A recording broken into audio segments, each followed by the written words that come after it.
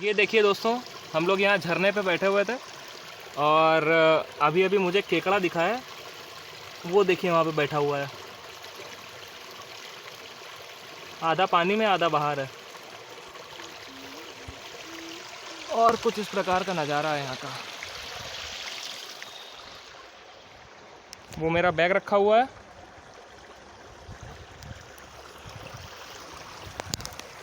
कुछ इस प्रकार से हम दिखते हैं।